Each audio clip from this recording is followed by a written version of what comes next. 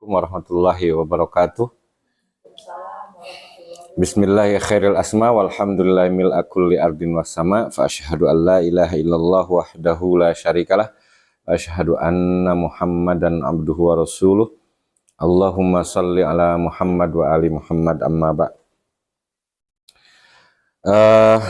Saudara, ibu, bapak yang saya hormati, pada kesempatan ini kita akan melakukan tahap awal dari rangkaian perjalanan ibadah kita menuju Baitullah. Maka penting sekali dalam kesempatan ini kita memahami ilmu mengenai perjalanan ibadah yang akan kita lakukan tersebut, karena tentu ibadah ini jangan dianggap enteng dan sederhana, jangan dianggap ibadah yang biasa-biasa saja, karena ini adalah terkait dengan panggilan Allah. Kehadiran atau ketetapan Bapak Ibu berangkat dalam waktu yang telah ditetapkan itu bukan kekuasaan kita. Boleh jadi sebelumnya Bapak Ibu pada kesempatan sebelumnya tidak pernah berpikir akan berangkat menuju Mekah. Boleh jadi tidak pernah bermimpi sama sekali. Karena ternyata kalau kita pahami secara mendalam bahwa panggilan ke Mekah itu bukan panggilan manusia. Jika saja datang kita untuk ke Mekah atau ke Tanah Suci Mekah dan Madinah itu karena kekuatan finansial, sangat banyak orang-orang yang memiliki finansial lebih daripada kita. Pinggir rumah kita atau yang terjalani menuju rumah kita, banyak orang yang memiliki rumahnya lebih besar, finansialnya lebih banyak, atau uangnya tersedia di rekeningnya lebih besar dari apa yang kita miliki. Tapi kenapa tidak berangkat? Inilah urusan Allah. Memanggil seseorang tidak ditentukan oleh seberapa besar kemampuan finansial seseorang tersebut. Oleh sebab itu, bagi Bapak Ibu yang sekarang akan memenuhi panggilan, tanamkan dalam jiwa bahwa ini adalah kekuasaan Allah telah memanggil kepada kita sekalian, dan itu harus disyukuri. Kemudian yang kedua, saya memiliki banyak pengalaman. Jika panggilan itu adalah kekuasaan dan kehendak Allah, karena bukan sekali dua kali. Jika Allah ketika tidak menghendaki, pernah terjadi saya membawa jemaah, malah waktu itu akan berangkat ke Turki dengan program yang cukup panjang, memiliki anak yang sudah banyak berhasil dalam usahanya. Secara segi finansial, siapapun menganggapnya pasti orang berada. Tapi ketika sudah tiba di bandara, tiba-tiba saja seorang ibu tersebut merengek kepada anaknya untuk minta dijemput lagi, karena banyak ketakutan dalam dirinya. Sehingga saya pada saat itu agak keberatan, karena harus mengembalikan di saat harus terbang atau di jam-jam last minute yang tidak bisa dikembalikan lagi uangnya, karena kita sudah booking pesawatnya, sudah booking hotelnya, sudah aplikasikan semua keperluan dia selama di sana di Tanah Suci. Tetapi begitulah, ketika Allah tidak menghendaki, maka orang itu kembali lagi ke rumahnya sendiri dan gagal ia datang ke Tanah Suci. Itulah yang saya maksud, bahwa panggilan ke Tanah Suci bukan kehendak kemanusiaan saja. Lebih keterlibatan Allah mengundang pada saat itu. Oleh sebab itu diyakinkan berangkatnya Bapak Ibu sekarang ini bukan karena Bapak Ibu punya uang, bukan karena Bapak Ibu kebetulan laku dagang, bukan karena Bapak Ibu punya proyek baru, bukan karena anak Bapak Ibu berhasil dan memberikan uang tambahan pada kita. Bukan semua itu. Itu adalah kekuasaan Allah yang telah menentukan kepada kita. Itu harus diyakini. Sebab ini urusannya dunia dan panggilan, hal-hal yang gaib yang tidak bisa kita rekayasa dengan akal pikiran kita yang terbatas. Kemudian selanjutnya saya perlu tegaskan bahwa ibadah umroh ini jangan dipandang hanya perjalanan rihlah biasa yang disetarakan dengan kita berjalan ke kota-kota besar yang lainnya. Ini memiliki aturan tersendiri. Maka Allah telah menggariskan dalam Al-Quran dengan begitu jelas, wa atimmul hajja wal umrata lillah. Umrah disebut langsung. Coba sempurnakan haji dan umrah itu karena Allah. Artinya kalau Allah sudah menuntut menyempurnakan, di situ ada sesuatu masalah yang harus dipelajari oleh kita. Berarti isinya haji, isinya umrah adalah masalah.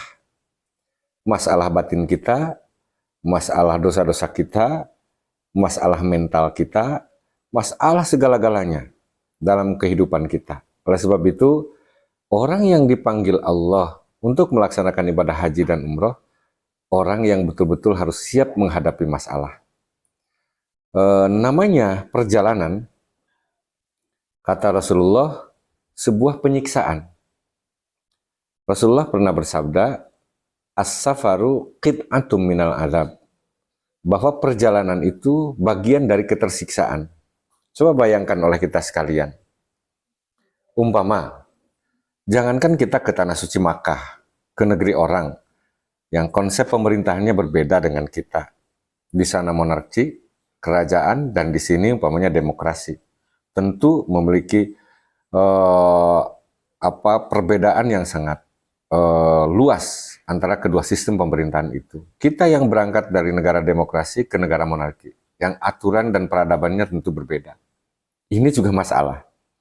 Maka oleh sebab itu, coba diyakini oleh kita bahwa ketika kita berangkat ke Tanah Suci nanti, yang mana ini merupakan panggilan Allah, kita renungkan baik-baik bahwa panggilan ini adalah panggilan yang sangat berharga, yang tidak setiap orang dapat memilikinya. Saya yakin banyak sekali di antara kita yang memiliki banyak uang, memiliki banyak harta, kekayaan, tapi banyak saja gangguan untuk bisa berangkat ke sana. Ada saja hambatan yang akan menghalangi dia untuk terus bertemu ke Mekah Al-Mukarramah. Oleh sebab itu, umroh karena disejarkan dengan haji, ini adalah panggilan penting dan ibadah penting. Yang harus dipahami bahwa ibadah ini adalah ibadah tertua di dunia. Jika melihat sejarah perjalanan haji dan umroh, ternyata fragmentasi ibadah haji dan umroh ini bukan ibadah baru.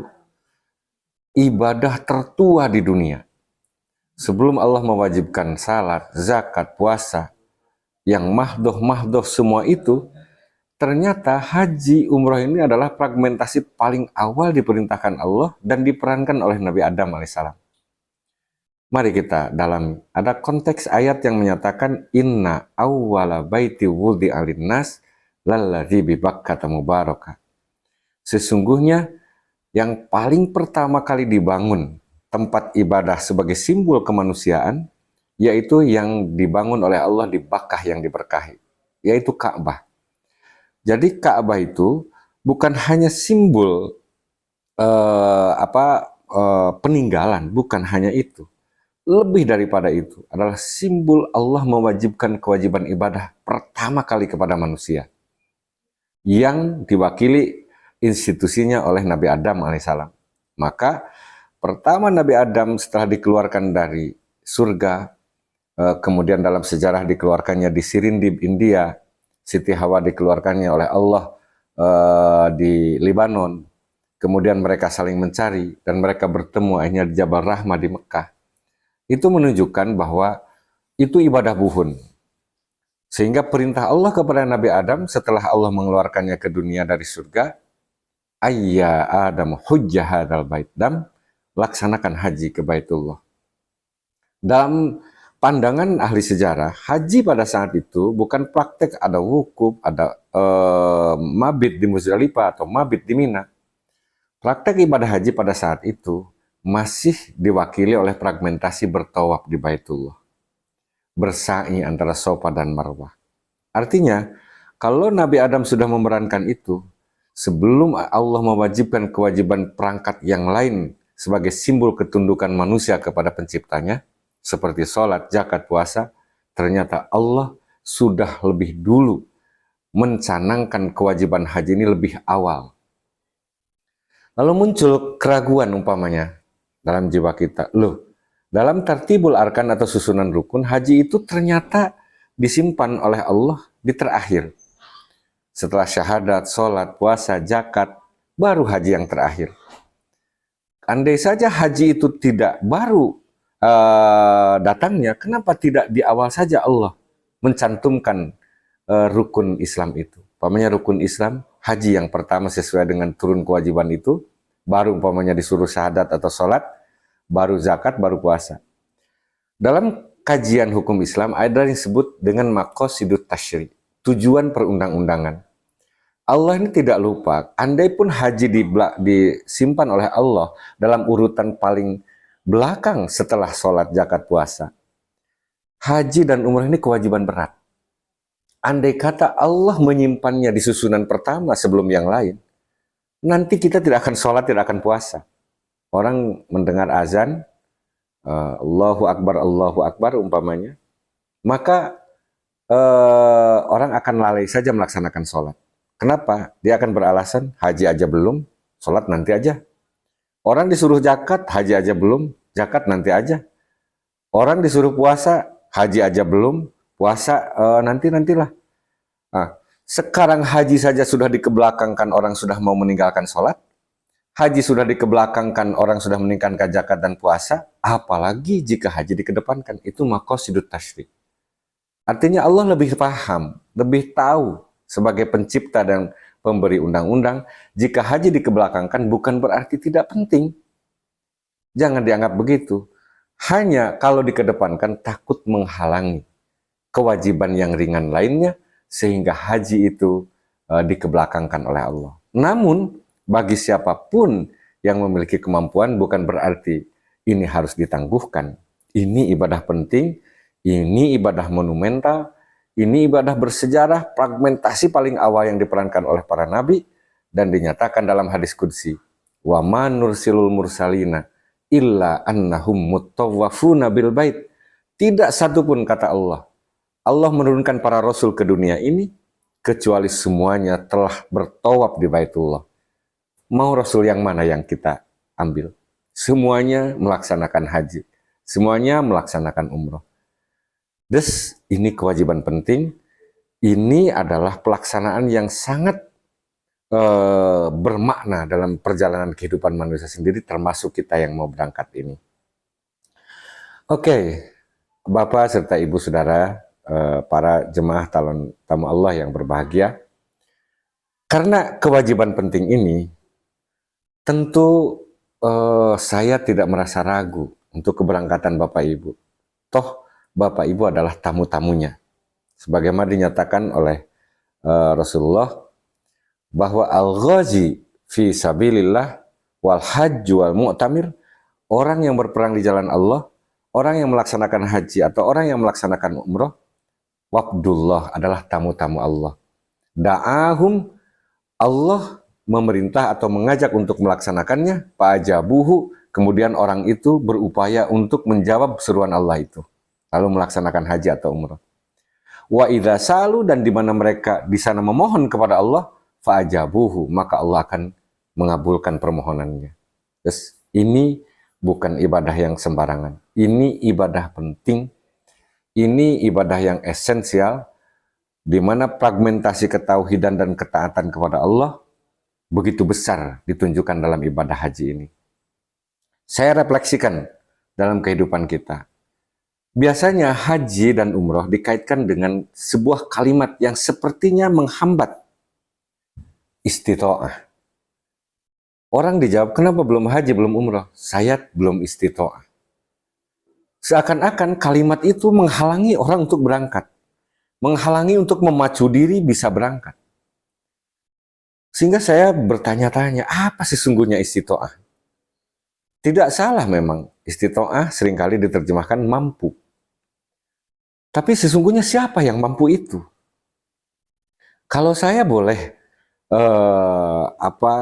merevisi makna tersebut, kita ambil istitoah itu menurut para ahli bahasa Arab dari sulasi majid atau kalimat yang ditambah 3 huruf. Awalnya sulasi mujarradnya dari to'a, malah asalnya towa'a. Karena lisikol, karena berat, jadi to'ah. To'ah itu artinya taat. Jadi istito'ah itu nilai ketaatan. Kalau nggak punya nilai ketaatan, mana mau kita panas-panas di Mekah? Mana mau kita berziarah ke tempat-tempat yang tidak ada pohon-pohonnya, gersang, kering, kerontang, panas, menyengat? Mana mau? Tapi yang mendorong itu ketaatan. Mari kita dengar Allahu Akbar, itu panggilan azan. Saat dikumandangkan panggilan azan itu, ada nggak yang langsung berangkat ke masjid? Ada. Ada yang menangguhkannya? Ada. Ada yang melalaikannya tidak berangkat? Ada. Lalu yang tidak berangkat, melalaikan berangkat ke masjid, karena tidak mampu berjalan ke masjid? Tidak kan? Karena tidak ada dorongan ketaatan dalam hatinya. Jadi, istitoah dalam haji dan umroh sesungguhnya bukan mampu secara finansial, tapi mampu batin dan mental kita untuk taat kepada Allah, merunduk untuk mengikuti fragmentasi ibadah yang sangat buhun ini. Oke, kalau sudah dipahami seperti itu, kita maknai perjalanan kita ini bukan perjalanan piknik. Perjalanan kita ini menurut Syekh Saltut disebut rihlatun rauhaniyah, perjalanan batin, perjalanan jiwa, mengikuti dan taat atas perintah Allah dari apa yang telah difragmentasikan oleh Rasul kita sebelumnya. Karena ini sebuah perjalanan suci, maka tentu harus disiapkan mental yang kuat oleh kita sekalian untuk dalam tanda kutip menghiraukan aturan-aturan yang berjalan di sana. Karena tentu di sana sudah digarisbesarkan berdasarkan informasi hadis bahwa di sana itu tanah suci yang memiliki mudha'afatul ujr atau pelipat gandaan pahala. Jangan berbeda asumsi kita ketika di tanah air dengan asumsi kita ketika di sana. Contoh, di sholat di Nabawi, satu kali tingkat kita melaksanakan sholat subuh umpamanya, maka Allah akan menganggapnya 1000 kali. Sholat subuh sekali di Mekah, maka Allah akan menganggapnya 100.000 kali. Artinya apa? Ini kesempatan yang luar biasa bagi kita. Kita untuk meraih banyak pahala di sini harus memiliki banyak waktu, banyak usia, banyak tenaga. Tapi dengan sekali Bapak Ibu diberi kesempatan datang ke sana, sekali kebaikan Allah nilai 1000 kali kebaikan. Sekali kebaikan Allah nilai 100.000 kali kebaikan. Ini kalau dihitung bisnis, kalkulasi yang abnormal. Kalkulasi yang di luar nalar. Allah menyediakan begitu pahala yang banyak. Sekalipun dalam pikiran seorang muslim, kita beribadah bukan karena kita menjadi seorang pekerja, lalu menantikan hasil-hasil daripada pekerjaan kita. Kita ibadah karena kecintaan kita saja kepada Allah. Setulus-tulusnya. Apapun yang telah kita keluarkan, jangan merasa rugi. Kita sedang berbisnis dengan Allah. Apapun yang kita aplikasikan demi keberangkatan Bapak Ibu sekarang ini, hakikatnya, sesungguhnya kita tengah diberi kesempatan. Jangan merasa khawatir. Jangan merasa dimiskinkan. Ibadah haji, ibadah umroh, bukan ibadah pemiskinan. Justru itu adalah ibadah kemakmuran. Mari, sampai-sampai Rasulullah mengatakan, an-nafaqatu fil haji wal umroh, kan nafaqati fi sabilillah.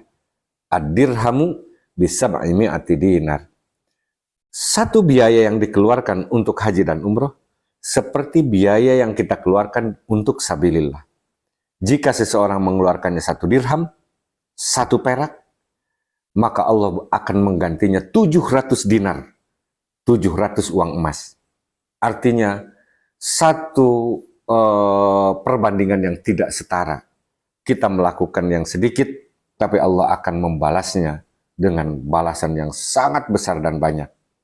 Oleh sebab itu, jangan khawatir. Keberangkatan Bapak Ibu untuk melaksanakan panggilan umrah ini, bukan Bapak Ibu akan dimiskinkan. Tapi saat Ibu mengeluarkan biaya itu, Allah akan menghitungnya berlipat-lipat. Walaupun kita tidak menantinya, Allah membalasnya entah langsung kepada kita, entah anak cucu kita, entah siapapun yang akan menikmati pembalasan kebaikan kita itu. Bapak Ibu sekalian, Oleh karena itu, selain yang pertama bersyukur kepada Allah atas panggilan ini, yang kedua, tanamkan tauhid dan keagungan atas kekuasaan Allah. Rizki gaib, boleh jadi sekarang tidak ada, besok mungkin Allah mendatangkannya banyak. Atau boleh jadi sebaliknya, sekarang kita merasa ada, besok tidak ada sedikit pun yang kita miliki. Gaib, kita hanya bisa menghitung kalkulasi secara angka dan matematik. Tapi Allah memiliki hitungan yang lebih besar daripada itu, yang di luar nalar kita sekalian. Oke, itu sebagai introduksi atau sebagai pembuka kepada Bapak Ibu sekalian dalam membekali niat kita melaksanakan ibadah haji ke Baitullah. Mudah-mudahan Allah memberikan kelancaran dan kesehatan, dapat mampu melakukan aktivitas haji sesuai dengan syariahnya, dan sudah tentu langkah-langkah ibadah kita sesuai dengan apa yang dicontohkan oleh Rasulullah Sallallahu Alaihi Wasallam. Mudah-mudahan kemabruran itu bukan hanya dalam kata-kata, terimplementasikan dalam kehidupan kita sehari-hari, dan kita dapat jaga sampai menemui Allah di kemudian hari. Subhanakallah bihamdika, asyhadu an la ilaha illa anta, astaghfiruka wa atubu ilaik. Wassalamualaikum warahmatullahi wabarakatuh. Ya, introduksi ya. Hanya introduksi pembuka.